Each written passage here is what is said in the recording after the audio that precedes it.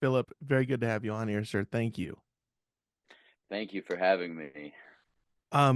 Just straight out of the gate here, I wanted to ask you, who do you credit with having a large impact on your influence within music early on? Is there Hmm, certain bands that have really kind of put you on a certain path when it comes to your taste in music? Let's see. I guess, as a teenager, big, things that kind of set me towards the kinds of the abstract and strange kinds of things that we like. I initially was like I was really into Blur's album Think Tank when it came out. It was like the first one that I was kind of age and aware of them to buy. I think after like hearing the Gorillas and all that, and them, and then I also at the same time was really into Air. So I feel like those two were pretty important. Obviously, there was a lot of rock and roll in there too. I was a White Zombie nerd in middle school, so I liked the like being able to have fun and seeing Frankenstein drinking a martini in a music video that really appealed to me, but it still does really. I mean, that's what music's all about, right? Yeah, exactly. Are you able to pinpoint why you gravitated towards those now, looking back on it? Hmm. I It's hard to say. I mean, I think I think with if we're going to the White Zombie alt rock stuff, it was just like exciting and different and uh, outside of the like pop country world that I was living in. It was fun to kind of break out of it and then also just be like, oh, my parents like other music also. Like would just bring up stuff and they'd be like, yeah, oh, you like the Who? I'm like, yeah. And they're like, oh, I've loved, I loved them since I was a kid. I'm like, oh, so you don't only listen to Billy Ray Cyrus. I get it. The truth finally came out, and it was time. Yeah. Yeah. I mean, I think we were kind of set up a little bit for that with the like late night Asia Steely Dan playings in the living room and like Santana and Allman Brothers. But those were definitely around the house, but that was always kind of cocktail hour music. So it was a different time of day. There's a certain about 30 minutes that could be played. Mhm. Yeah, yeah, exactly. Is the criteria that makes a song appealing to you, is it is it the same now as it was then? That makes a song exciting to me. Is that what you said? Or Appealing appealing or to me? exciting? Yeah. Uh, I think I think it might be just because I think it's just that initial, like, if you're moved by something, like, because it does still happen. I mean, like, even if something's, like, really simple or really complicated, yeah, I think it either hits or it doesn't, and I do think that that is completely subjective also. So, Right. you know, yeah, like, I was listening to some new band's single the other day because some people were excited about it, and to me, it did not hit. Like I was like, "Oh, it just sounds like really boring, like second-rate version of like a L7 or something like that." And we're gonna name Which, who that was in the Patreon, so please be sure to join us there. yeah, but but I'm happy for everyone. But Yeah, then I hear something and I get super excited by it. So anyways. it encompasses all things, all feelings, Hmm. all genres, all tastes. Yeah. So, like, one I will name is, like, I heard the "Fantasy of a Broken Heart" single. and I thought that that was fantastic, from their last EP. I just thought it was, very exciting. Now you started making music in Atlanta, Georgia, right? That's right. And you're still there now, yes? Yeah, my family and I live in East Point, which is, Southwest Atlanta, and, um, the 2 other guys in Omni live in New York, and, one kinda in between New York and Atlanta. So, we get together when things need to happen and writing and whatnot. But yeah, we do a lot of the magic happens here in Georgia. Did you feel like the music stemming from Atlanta, Georgia really resonated with you as well as some of these other, influences early on? Yeah, yeah. When I moved to Atlanta, it was like a really exciting time to be here. I moved to Atlanta in 2006, and aside from, already being like a huge Outcast and Goody Mob fan from my driver takeout jobs in high school. I Once I got to the city, I learned about the Black Lips and Deer Hunter and the Selminaires and Carbonas and all the and Mastodon and all just all of the kind of insane rock bands that were taking off at the time and getting a lot of national attention. Yeah, I mean, it was crazy. It was like every week was like some kind of legendary matchup or something. Um, or like, another band that was popping off coming through, like No Age would be coming through, Mm. or whoever. But yeah, we were at all the shows and just having a great time, and then trying to make our own bands and trying to fit into the equation as well. And yeah, it was a really fun experience. Yeah. What is the most quintessential band from Georgia? Do you have like this is a definitive Georgian band? Oh, yeah, I think gun to the head, I have to say B-52s, just Yeah. because they're just like perfect. They're Yeah. so uh, they're so weird and uh, just the queer post-punk art rock cinematic, like all the and their bougie country as well. Always talking about you know sweaty glasses of iced tea at the in the dry county near the Love Shack, all the great stuff. So I feel like they're like, aside from like, Little Richard or Otis Redding or James Brown, like next level Besides would be besides like from all those greats, yeah. besides the legends, like Yeah, yeah, yeah. B-52s, I think are probably it. Sure. But I I mean, I guess James Brown might be like the ultimate, but yeah. you know. Yeah, yeah, yeah. And I mean, of course, if it's James Brown versus someone else, like it's usually gonna be James Brown. Right, yeah. Yeah, yeah. That's just the But way it works. We don't make the rules, but we do acknowledge them. We that's do right. follow them. Yeah. Mhm, That's just mhm. I think that's Georgian rule. And It is. was bass the first instrument that you picked up? Was it the very first It instrument? it was the first instrument, yeah. Oh. Yeah, my friends were starting a band in high school, and drums and guitar were already taken, and I wasn't interested in keys at the time, so I said I'd be the bass player. And then my dad bought me a bass when I was 14, and yeah, that was when I started playing, and I've just been doing it ever since. Have you played bass in most of the bands you've been involved with?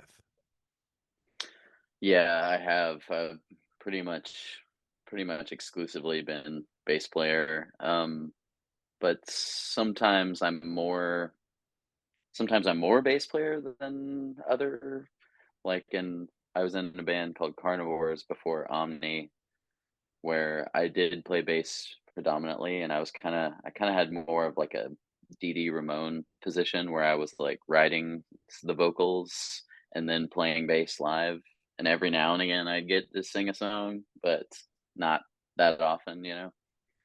Yeah, And were then you providing some backup, vocals in that band as well? yeah, I did backup vocals. So, like, our lead I guess, there was a lot of lead singers, but predominantly Caitlin Lang was, like, mostly the lead singer, and, I was always backing her up on everything, and, but we did kind of all have our little moments where we'd have our own songs that we sang lead as well. I guess I only sang in those 2 bands. I played bass in a couple of other bands just for fun and for, friends bands that I wasn't really writing in, that I didn't sing in, you know? But Yeah, but yeah, those, uh those have predominantly been the ones. right. Did you begin singing around 14 or 15 as well? Around the same time as the bass, or No, I tried to avoid being the singer for a while, and then we had a singer in our high school band, and he quit. So then we were like, I guess we have to do it. Me and the guy, Nathaniel Higgins, who played guitar in the band, who also went on to produce the first three Omni records. But wow. yeah, um, so yeah, then we just kind of, I guess we just kind of felt founded we found our voices and figured it out. And I think at the time I had just became like a fan of the fall and stuff like that. So I was like, it doesn't matter what we do, like we can do anything and it'll be fine, you know. Yeah. If Marky Smith can get away with that, then I'm I'm good to go. Even though Possibilities are he's endless. obviously, yeah, he's obviously brilliant, you know. But Were there's different influences that kind of propelled you in this manner of singing rather than, playing bass? Were there different influences, affecting both of these? hmm, let's see. Influencing me singing wise.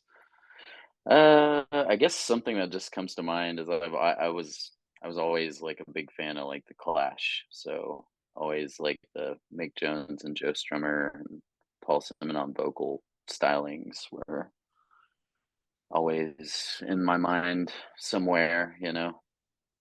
Does it feel like you're stepping into 2 different creative spaces when you're composing an idea for bass and when you're writing lyrics? Do you feel like you're kinda stepping into 2 different directions with those 2 processes? Definitely, yeah. They're definitely separate headspaces and ideas. Think I guess they're similar in that I'm always kind of throwing stuff against the wall, kind of creative guy, and I don't like to think about it for too long. Like it feels like it's gonna like expire if I can over consider it. Yeah, if you're work there's a shelf life on it if it's left out too long, maybe. yeah, exactly. And so yeah, I guess with bass, I kind of like to like I don't know about like every day, but most days I'll just like pick up the bass and just whatever I start playing.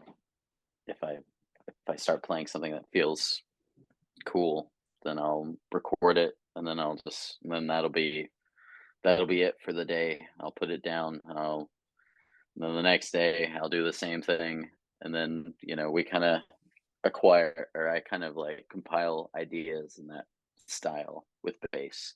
'Cause I like for it to just be like straight off the dome, Ah, uh, interesting. just whatever happens.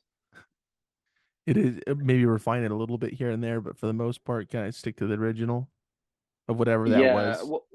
well, refine the original idea. Like if I so like whatever bass riff. that makes it to the round one of like recording. If I bring that to Frankie, then we'll refine it and together. And like it might be that it's not even maybe I don't even have a bass riff and he has a guitar riff, and then I'll kind of make up something on the spot. And then it kind of goes back and forth between those two. But yeah, and then we will kind of refine the ideas together for an hour or so, and then try to kind of put them down in a quick demo. And usually that's like pretty close to the finished product. Um, but not always. Like there have been exceptions where we've scrapped the whole thing, rewritten it, or just tweaked one part just a little bit, you know. But generally, that's the vibe. Yeah. Do do bass parts and lyrics ever kind of influence each other ever, or for the most part, these are 2 separate entities? Um, every now and again, there'll be like a melody that follows the bass line. I honestly kind of try to avoid that in Omni because in other bands that I was in, I would kind of I would write bass lines that were like less challenging to play, and sometimes if I knew I was singing, then the melody would kind of follow to make it easier. But with Right. Omni originally, I basically was like, I'm not gonna think about singing when we write the bass lines, so they can be what they ought to be. And then when I write the lyrics, I'm not gonna think about singing either, so they can just be what they ought to be. So basically, like not putting any physical restrictions on anything and Yeah, making them wow. the best they can be. Yeah, Uh, how hard is it to, separate those 2, especially if you have one done and then you're working on the other, whatever it may be?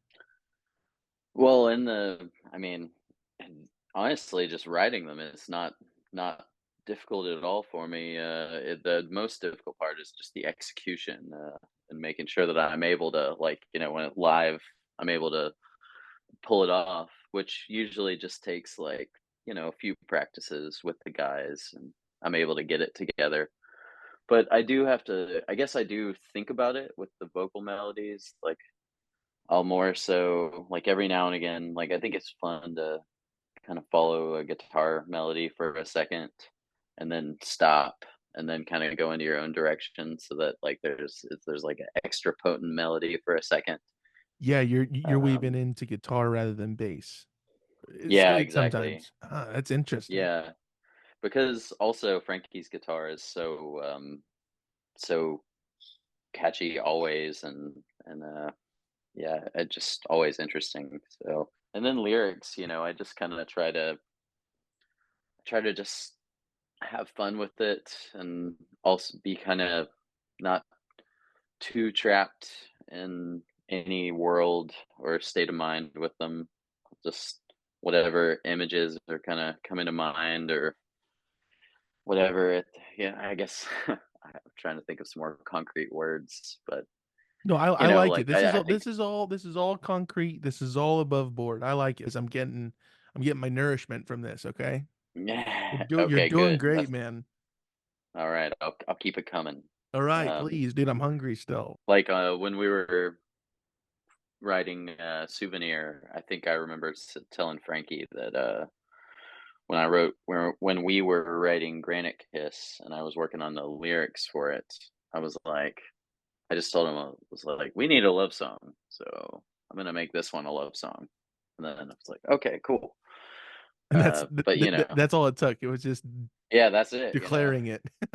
yeah, yeah, exactly. All right. You know, trying not to repeat myself too much more. You know, like I think every now and again, you know, maybe there might have been an alcohol reference or too many here and there, but you know, I'm okay with it. Just Now it's just all something. about weed, right? It's all weed references. Yeah, we'll see. Fifth record might just be all stony baloney. Um, going back to you mentioned it briefly a little bit ago. Carnivores. That was the band that you were in prior to That's Omni. right. Mhm, Um, mhm. did you feel like that band in particular was like a band that really you made some headway with early on? Like that was one of your first experiences with like, oh, here's some a little bit more success than I've seen prior. Yeah, yeah, I mean, I think I mean, I definitely learned a lot from being in that band. That band, definitely had to worked really hard, and it was more like kinda like learning that, that kinda can't always get what you want situation, like, over and over again, like, we really wanted to be involved with these cool labels, and it was always like, "Oh, well, budget's tight because of recession right now," or because it was like, during the '08 recession when that band was existing, and, like, "Oh, we're not no signings right now," or just like, you know, labels being too cool for us at the time, and, I think we probably played for, like, 5 or 6 booking agents, but, like, never got one. But we did get to do a bunch of, cool stuff with that band that, taught me a lot. We released, 3 records with a local label in town and, like, kind of the DIY style, and then we did a 3rd one with, um, Army of Bad Luck, which was, Josh Faber from Deer Hunter's label, and we did tours with, um, the Black Lips overseas, and we did tour with Atlas Sound, and we did a tour with Franz Ferdinand. So we had some fun moments, and we did a bunch of shows with the OCs too. But I feel like it was kind of we definitely were like very tired at the end of that band. I was like, I need a I need a break. Did you feel like that band was successful in its own right? Maybe not what's the word I'm looking for? Conventionally successful perhaps in terms of money, but just in terms of what you got out of it? Yeah, I mean, definitely on what I got out of it. I mean, I learned how to tour, I learned how to release our own records and work with record labels and learn how to act properly as like a support group on like a big tour and travel. We did one UK and French tour, so we got to learn a little bit about like what it's like to go play shows over there and um yeah, Who so was that with? that was the Black Lips one. So yeah, we did a little tour with them over there. What is success in music for you? And has that idea of whatever that is changed over the years? Maybe from 2008 to 2000 even 15 or 25 or whatever? Is it always an evolving thought? Yeah, I mean, I think it is evolving. Um, hmm, I think it always just comes down to intention. Like, um, like, is the goal to have fun? Then as simple as that is, if the answer is yes, then that's a really important box to check. Yeah. Um, Also, like, I I am obsessed with, printing, 12-inch LPs, so, like, if we finish a record and when we get the LP, that to me is, like, that's the victory, a big victory moment where you Yeah. get to see it yourself and share Tangible it with people. something. Yeah. Yeah. Like, I'm always a little bit disappointed, like, when things are just digital, like our most recent single, which I am not at all disappointed in, I'm very happy about. It's called "Forever Beginner." It just got released a couple of weeks ago, Yeah. but there's no physical release. So there's that little record. enthusiast in me is like, "Oh, man." But, yeah, I mean, you never know, it might have a life on some kind of rarities comp at some point, so I Yeah. look forward to those kinds of ideas.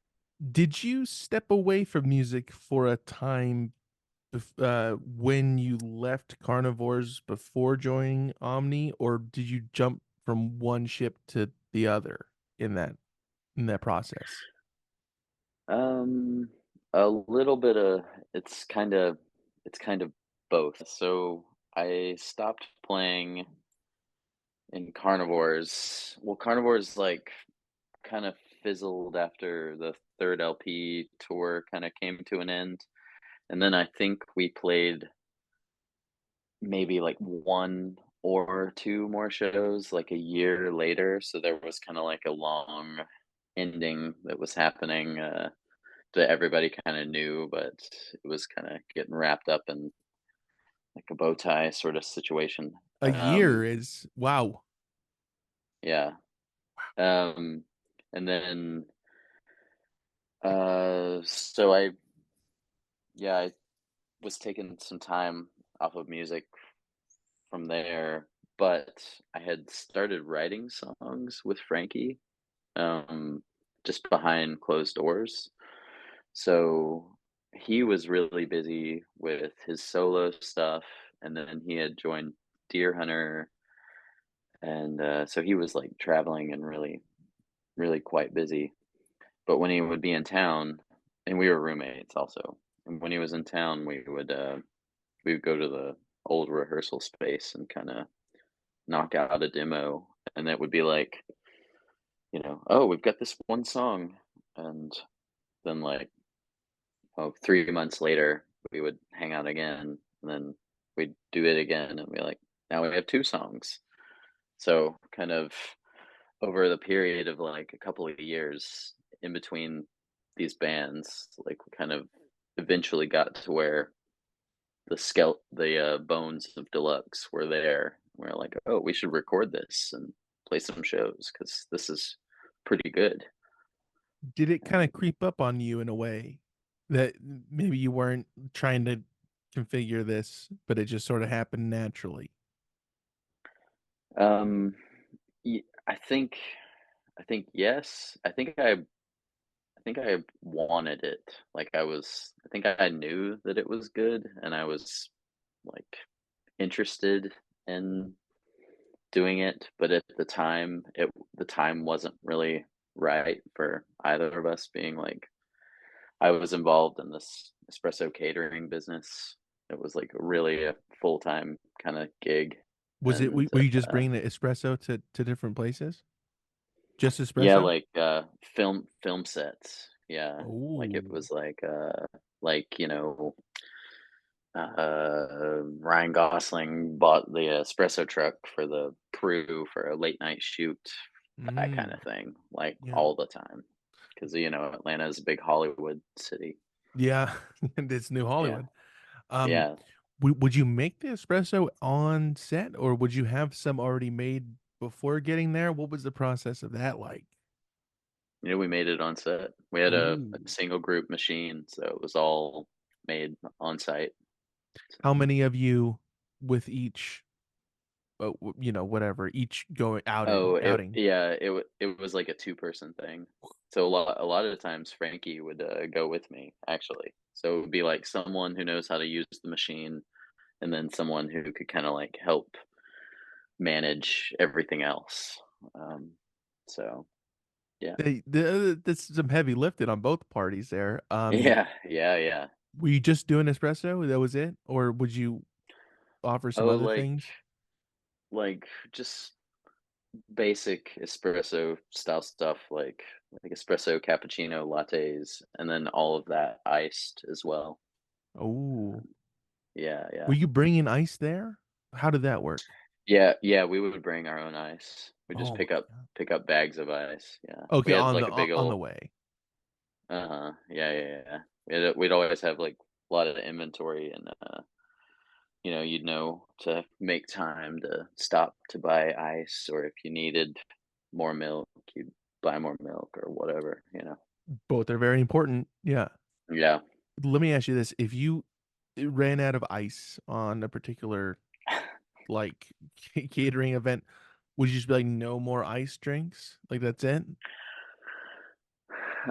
It depends.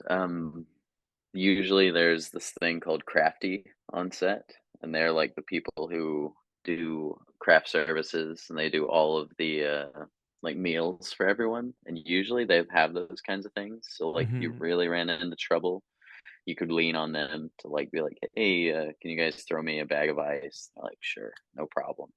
They're usually cool But about it. oh yeah, yeah, they're always they were craft services people were always very very kind. They're just, industry types, help people helping people. But um but if it was a situation where it was like a what do you call it? Like a Yeah, off of the I think that studio, was shooting on location, sort of a thing. on location, that's it. If it was one of those every now and again, I mean there definitely was some where we're like we're out of ice drinks and then people would just be like, "Okay, fine." You know. Just give me a cappuccino or whatever, so And you go, "We're out of hot drinks too." I've I yeah. wasn't No, able to like, finish my sentence. I'm going home, yeah. Um, are you do you still get, lattes and espressos and cappuccinos, these sort of things? Are these, in your palate for, like, what you get for coffee nowadays? Yeah, I still drink espresso and, cappuccino Cold? for sure. Cold, every now and again, I'll do iced coffee if I'm working, but if I'm, like, having, like, a domestic day, I'll do espresso. I mean, those are the rules. So, Frank would help you out here and there, on the coffee That missions. that's right, yeah. Now, Chris Yonker is also involved in this group now. Was he around at that point when the first album was being, worked out and such? Or did he come in a little bit No. later? Yeah, he came in a little bit later. I mean, he was in Atlanta at the time. We did actually we shot the video for Afterlife at his music video in Atlanta, or at his music venue in On Atlanta, which location. was On location yeah is on what we would call it, location. yeah. Yeah, that's right. It was a venue called the Mammal Gallery. So the video, if you watch it, it's in like the basement of Mammal Gallery.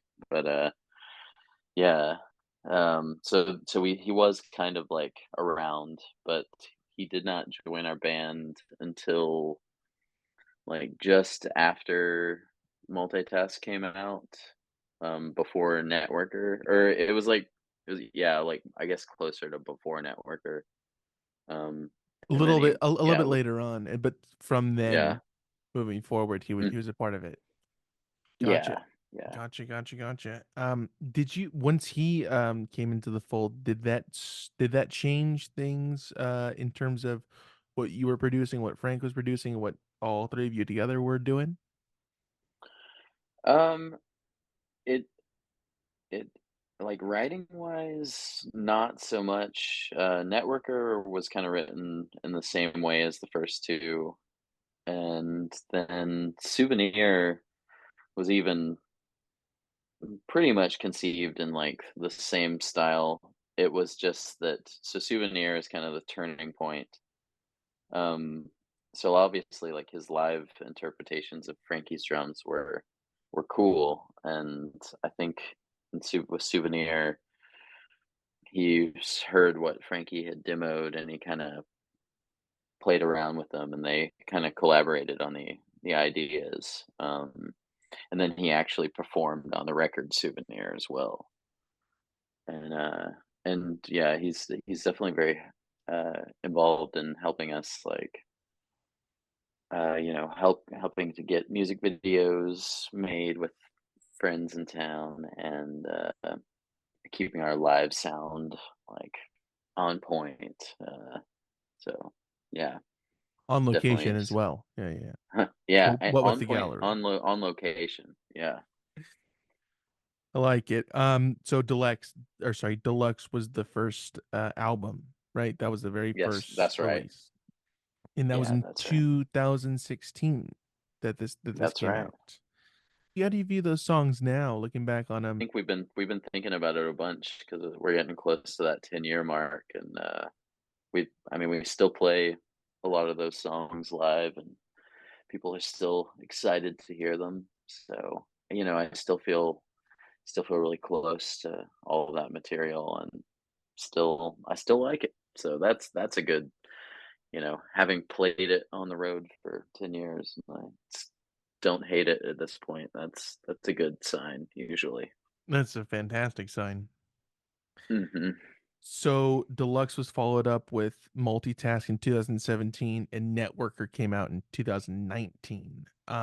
That's right. Did you feel like um the band that this group was constantly working on something within those years?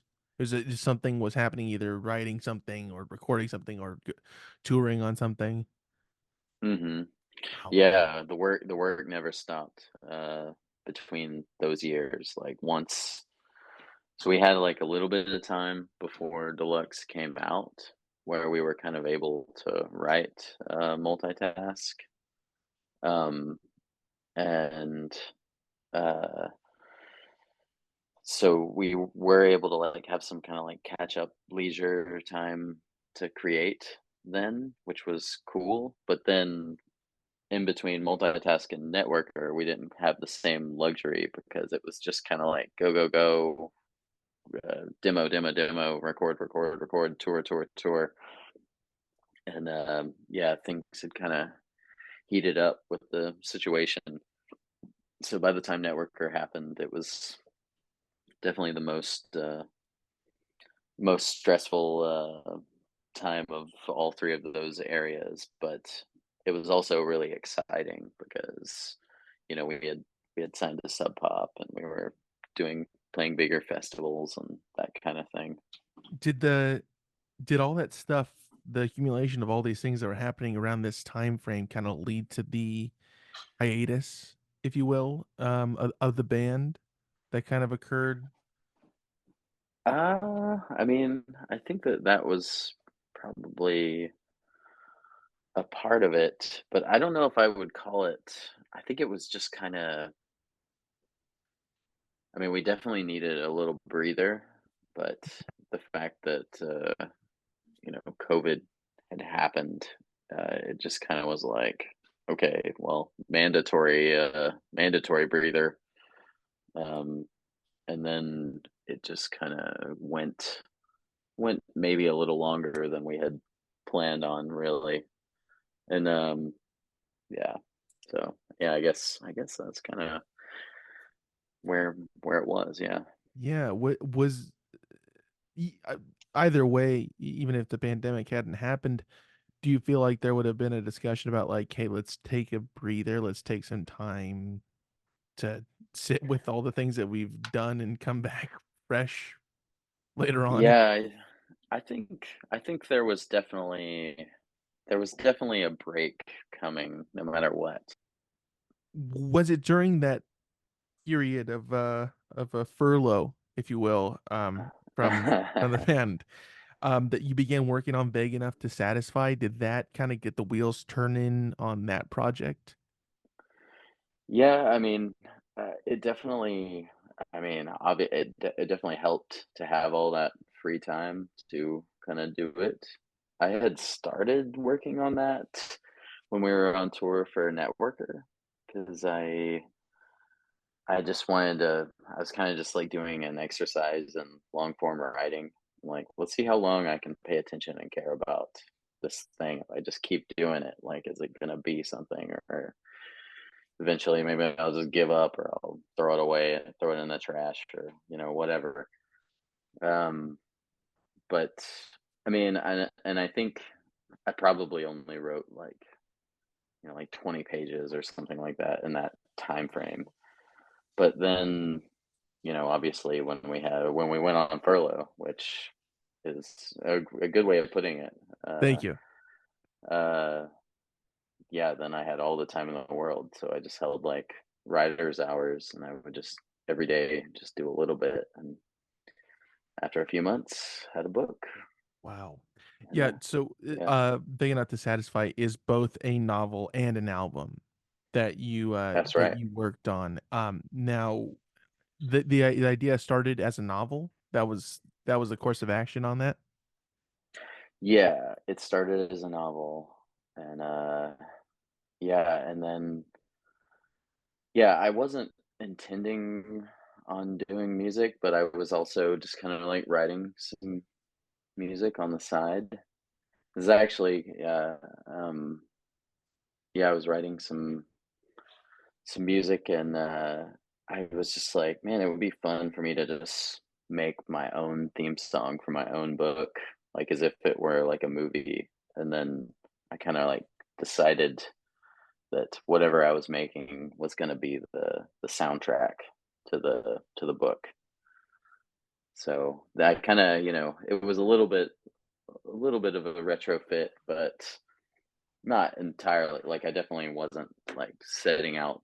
I wasn't thinking about it at all when I was writing the book, but as a complimentary thing after the fact, while I was editing it, it made it like pretty fun to tweak it and stuff like that. And then Uh, actually through the editing and through the lyrics, some of the lyrics of the album will kind of work their way into the book and vice versa.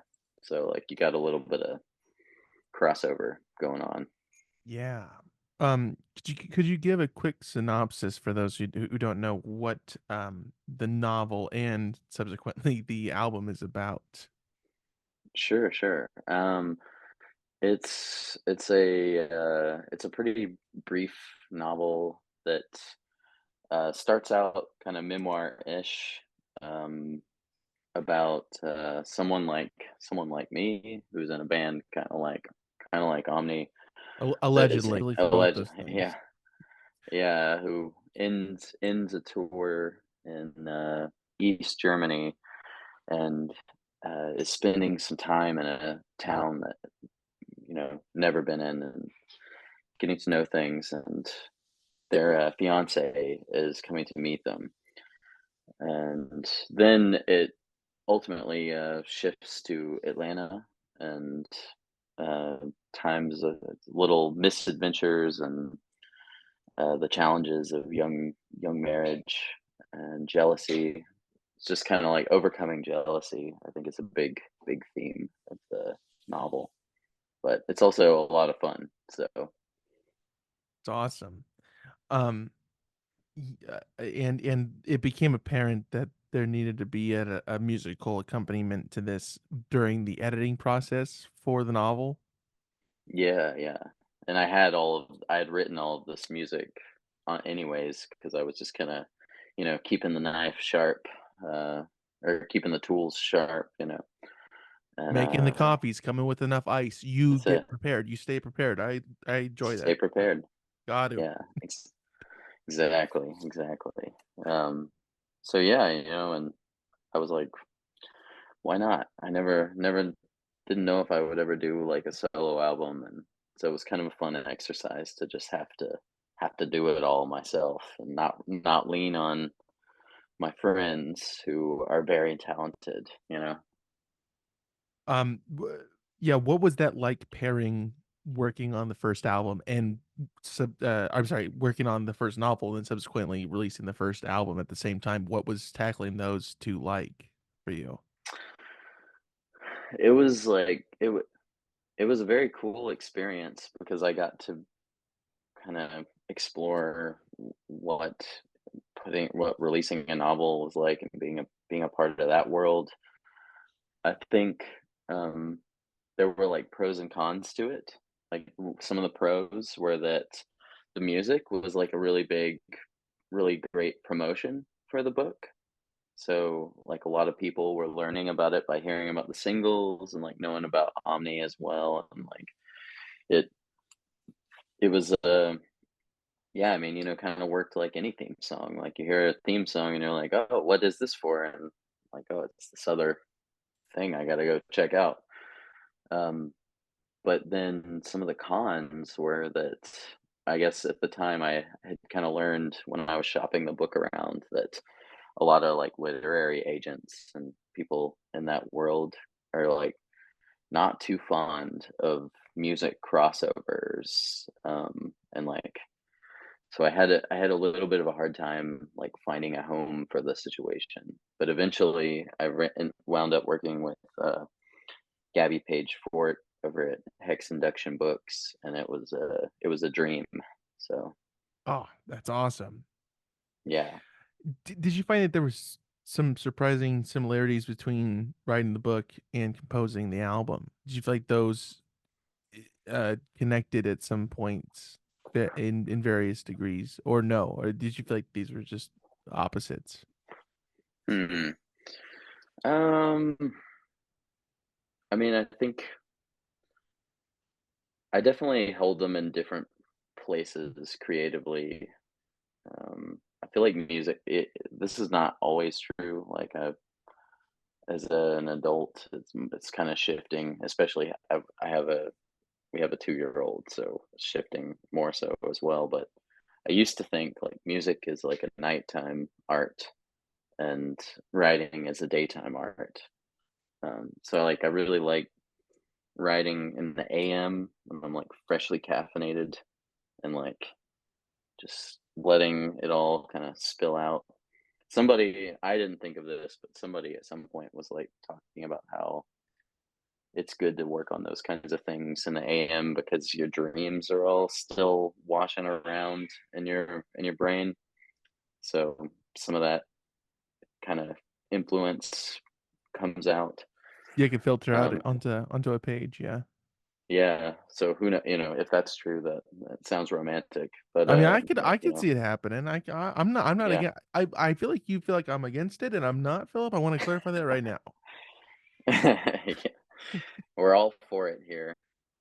But yeah, and then, at night, I feel like, music, it's just, yeah, it feels like at night with the crickets and the cool air and maybe a little something stiff to drink feels like comes out pretty naturally then. So, Ah, I see. but it's not a necessarily always doesn't always have to be that way. Right, right. Yeah. But it kind of does always have to be that way. And that's kind of what you said right there. I understood. I could read between the lines. Uh, Yeah. do you plan on writing another solo album further down the line? Yeah, I've already done it. Um, I'm yeah, So working on finishing it right now. I'm late to the party, and I apologize for that. No, well, nobody really knows, so Okay, so you're not late. this is breaking. Yeah, breaking news. All right. Um, Yeah. and do you plan on writing another novel? Here's more breaking news. I've already done it. Yeah, just finishing it. So it's uh it's it's close. It's Wow. in post. Yeah. So you already wrapped on set to go back to our. Yeah. Yeah. The set is completely closed down. Yeah, The that's it. trailers are back in the garage. Oh wow, Yeah. wow. Everything's cleaned out. This is, yeah, Mhm. Yep. basically finished. Just sending the awards to the Yeah, mailbox. we're waiting on the awards, basically. Right. Yeah, yeah, It's a good position to be in. yeah. Um, would you want? Oh, because ultimately, I feel like what would cap this all off is to be it is for there to be a film about big enough to satisfy. Would you ever want a film made about big enough to satisfy? I'm not opposed to it. I have a friend who actually helped, my friend Cyrus Shamir, and I actually wrote a screenplay version of it, Wow. for Kicks. So that exists if anyone out there does wanna make a film. But what I said at the time was like, sure, if someone wants to make a film, that sounds good, but I don't want to do it because, I already did that. So you He did a lot of the work already. Would you be open to being the music supervisor? I mean, yeah, that sounds awesome. If I don't think they'd let me have that job, but if it was on the table, I would take it for sure. Can we look into that, Philip? Okay. All right. We're gonna look into that for you. Thank you. Yeah, but Yeah. I guess the soundtrack, that would be kind of odd. The soundtrack is the album that's already came out. That would be Mhm. interesting. Yeah, Now, yeah. You yeah. could expand upon the ideas, that would be fun. No, I don't like that. I want original score only, and it's already been done. Legwork's already been Okay. done. You can't be putting in more work It's that's true. already no, that's it. Yeah, yeah. Would you be open to changing the artwork if hypothetically, like, we want to re-release it as the score to this film? Would you be That's open cool. to changing the the Are you current art on that, or would you be like, no, I want it to stay the same and let's just release it as is? are you talking about, like, on the books and soundtracks where they put, like, the theatrical poster on as, like, the cover as an addition? I Perhaps. mean, I think I usually think that those are, like, more cheesy, but I think Mm, that it's interesting in that, like, it's kind of like a weird physical form, like, "Oh, that this exists like this because this movie came out." Like, I recently read a copy of, Even Cowgirls Get the Blues by Tom Robbins, and I have the, like, movie copy. I didn't even know it was a movie, but it was adapted to the screen by Gus Van Sant starring Uma Thurman. Uh, so, like, finding that book and having that cover is like a funny, situation like this where someone like me was like, "I didn't even know this was a movie with people that I know about, and this is a physical thing is the evidence of it." Like, yeah, obviously, I'd prefer to have the original, but, it's still cool. or both, perhaps, Yeah, huh? both, yeah, yeah, So yeah, when the film gets made, we're gonna plug this clip specifically, and then we're gonna get people to buy both sets, both the original yeah, soundtrack and the yeah, original album. Um, yeah, the Frankie Broyles cover, the value goes way up, it's an and original. then, It's an original. yeah, the That's original, yeah. yeah, We'll just put this out there now. I mean, and it's so hard to find now. So when the film comes out, I mean, who knows? Who knows if you could even find it? Maybe on Discogs for like twelve yeah, maybe. thousand. 12,000. It's not even NM. It's not even Mhm. near mint. It's not VG plus either. It's really yeah. Mm-mm. Um, did you get back to the studio with Omni to work on the most recent album, Souvenir, shortly after working on the novel and the in your own album? Or was there a gap in between the two? There was a little bit of a gap. I think Vague came out in 2021, and then let's see, did we play shows in 2022? Okay, so I think it came out in 2021, and I did a few like solo shows and things to promote that, and then we eventually did some dates a few dates in 2022 when we were coming back. And then I think after those shows was when we kinda started working on Souvenir, which was predominantly 2023. Because I know we didn't Gotcha. play any shows in 2023 in order to finish the, record. Yeah, what was putting that album together like? Did it feel different than the first two? Or even the demos before that? Um, I th it was it was more really exciting because I think we were just very well rested, and we knew that we were ready for something with more intensity and more directness. So that energy was like pretty natural, like our so I would say our first two kind of have that spontaneity and raw energy, and I think we kind of just kind of went for that, but also um, we wanted it to be really fun too. So kind of leaned into whatever that To means, the fun whatever makes it aspect? fun. Oh, Yeah, the okay. fun aspect. Yeah, All right. Yeah, yeah. did it feel like there was some fresh blood being pumped into this? Into the I think band? I think so. Yeah, I think everybody felt reinvigorated and Good word. Good juiced word. up. Yeah. Also good word. Now, we'd mentioned this a little bit ago, but there is a new single from the band entitled "Forever Beginner."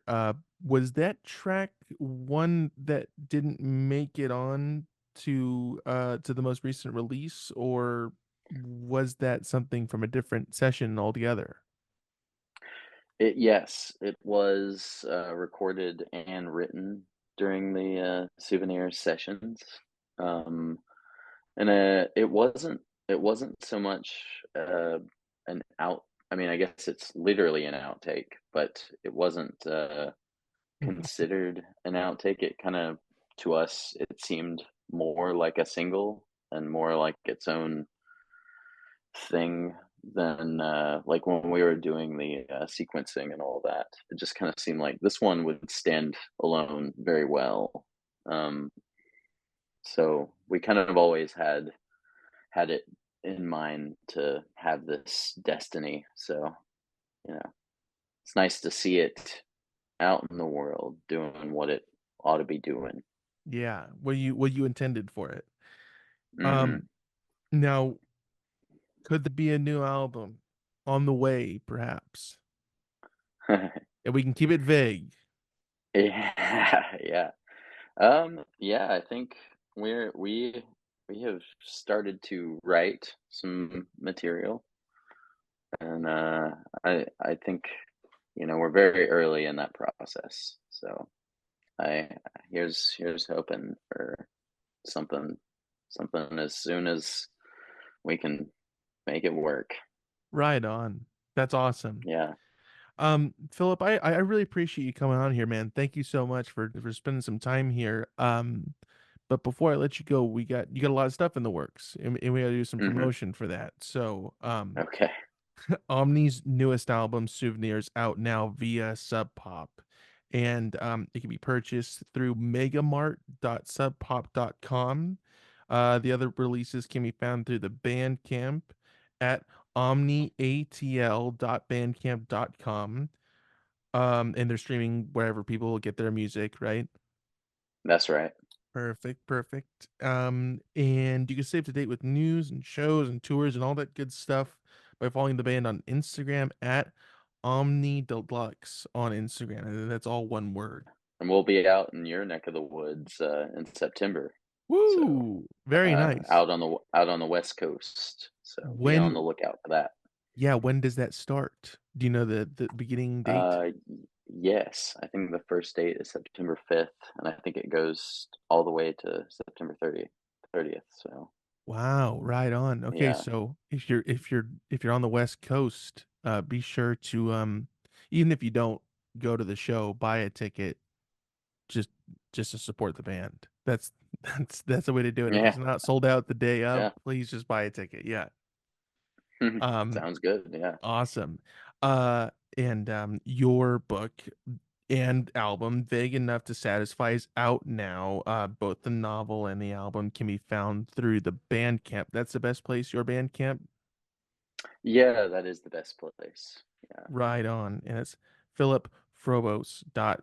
philipfrobos.bandcamp.com. And new stuff in the works outside of uh Omni and outside of music in general. You get some stuff together for a new release of a novel. Is it gonna be a novel again? It is gonna be a new novel. Yeah. Okay. New Yeah. novel in the works and new solo album as well in the works. That's right. That's right. Okay. So be on the lookout. Right on. Lots of good stuff coming out of it. I'm assuming that you'll post about that on Instagram, right? Like that's the best place for people to stay up to date with these releases and Mm, news about this. That's right, that's And right. and news Yeah, about and my yourself as well. I mean, outside of arts and stuff, just you, just in general. Yeah, yeah, exactly.